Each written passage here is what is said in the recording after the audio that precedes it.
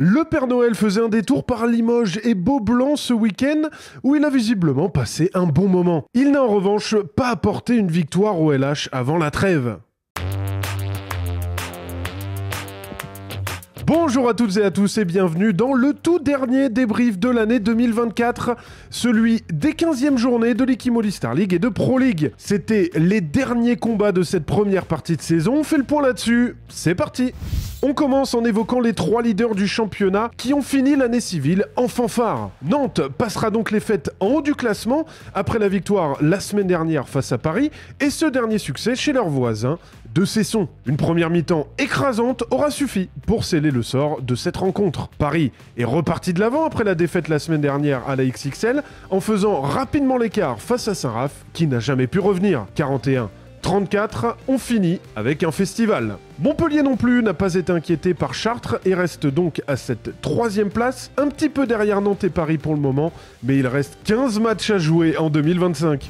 Direction Tremblay maintenant qui recevait Créteil, une équipe qui finit cette première phase avec les 2 derbys franciliens. Après avoir battu Ivry la semaine dernière à la maison, les Cristoliens sont passés devant dans cette rencontre grâce à un Alejandro Barbeito en jambes. Mais Tremblay n'a rien lâché et est revenu grâce à un 5-0 impulsé par le jeune Mathis Barrel, 18 ans, qui jouait ses toutes premières minutes en pro et qui finit le match à 4/4. Dans la dernière minute, Créteil a l'opportunité de marquer le but qui scellerait la victoire, mais le gardien du Temple, Cyril Dumoulin, veille au grain. Ce poteau, dévié sur ce poteau, ce ballon par Cyril Dumoulin. Et sur la dernière action, c'est la défense qui fait la diff pour Créteil avec Mario Lopez qui a délaissé la queue de cheval face à Jean-Pierre Dupoux. Victoire 31-30 de Créteil qui bascule avec 12 points à la trêve. Eux qui avaient terminé la saison dernière avec 16 unités.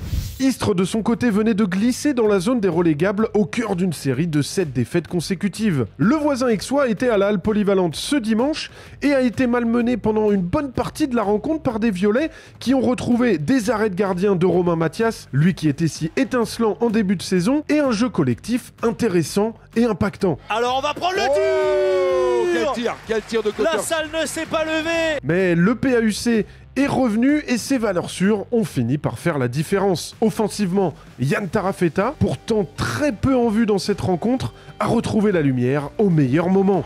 Pardon, c'est dribble. quel là là là là là là là là là. Yann Tarafeta. Et derrière, Jorge Baznik, le meilleur gardien en termes de nombre d'arrêts en l'équipe All-Star League, a fait le travail pour mettre fin aux espoirs istréens. Oh là là, le duel remporté par Jorge Baznik. Cet arrêt prépondérant. La trêve arrive à point nommé pour Istres qui vient d'enchaîner donc une 8e défaite consécutive en l'équipe All-Star League. Ouais, ça fait depuis le 20 octobre qu'on n'a pas gagné un match, le dernier c'était à Nîmes, alors qu'on est très bien commencé, là je sais pas ce qui se passe, c'est difficile là, vraiment c'est dur, parce que je pensais vraiment qu'on allait le faire ce soir. Limoges alterne le bon et le très moyen cette saison et recevait Nîmes pour la dernière. Des Nîmois qui ont enfin lancé leur saison et qui n'ont perdu qu'un seul de leurs 6 derniers matchs. Une rencontre importante car les 2 équipes étaient à égalité de points au coup d'envoi. Et l'USAM prend les devants grâce à son jeu collectif. Tout le monde participe, que ce soit sur la base arrière avec Luc Toby et Jean-Jacques Aquevillo, ou sur les ailes avec Mohamed Sanad et Guéric Vincent. Oh, le bon service, le bon décalage pour Mohamed Sanad. Limoges recolle mais ne parviendra jamais vraiment à faire douter des Nîmois qui remettent un coup de collier sur la fin. Ah, il va falloir jouer les lignes de passe un petit peu. Oh là là, et là on est dépassé. Et Guéric Vincent à la course là qui joue très bien, l'ailier gauche. Victoire importante pour Nîmes qui se replace devant son adversaire du soir et passera la trêve en première partie de tableau. Dans les autres rencontres de cette 15e journée, Toulouse finit en beauté en enfonçant Chambéry 40-33 alors que les Savoyards ont été devant en début de rencontre. Dunkerque finit 2024 en force avec 3 victoires face à des adversaires directs. La dernière en date face à Ivry, lanterne rouge, et qui devrait espérer presque un miracle lors de la phase retour. Au classement, Nantes et Paris sont devant, Montpellier est à 3 points, Toulouse reprend sa 4e place avec un match de moins par rapport à Saint-Raph, 5e. Derrière, comme chaque semaine, ceux qui ont gagné sont devant dans ce groupe très compact. Istres et Ivry sont relégables à la trêve. En Pro League, on avait des chocs de haut de tableau dans tous les sens, pendant que le leader Frontignan était déjà en vacances en étant exempté. Les Septors recevaient Dijon dans la Superbe Arena Comet d'Orléans et ont surclassé la dernière équipe invaincue de ce championnat. Première victoire au Comet pour les Septors. Oh, Alexis Berthier là qui est rentré. Oh, et la main, elle traînait. Première défaite de la saison pour Dijon. Et là, on se régale. Les presque 9000 spectateurs ont été gâtés et ont pu profiter sereinement du showcase de Matt Pokora.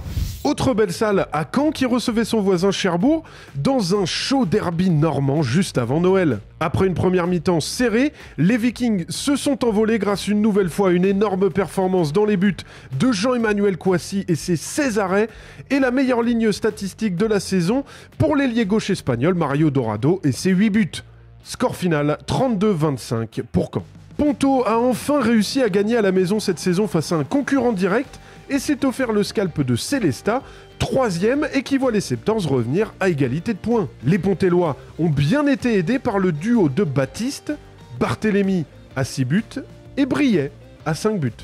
Scénario digne d'un match à l'ancienne entre Massy et Valence, avec un score très bas, mais une fin de match à couteau tiré. Les Massicois ont été devant durant toute la rencontre, mais Valence a recollé et passé devant pour la première fois du match à 20 secondes du terme, grâce à Malo Linière. Mais sur la dernière action, Antoine Conta lui répond, lui aussi de l'aile, et permet de sauver les meubles pour Massy. Des Valentinois frustrés et un score nul, 21 partout au final.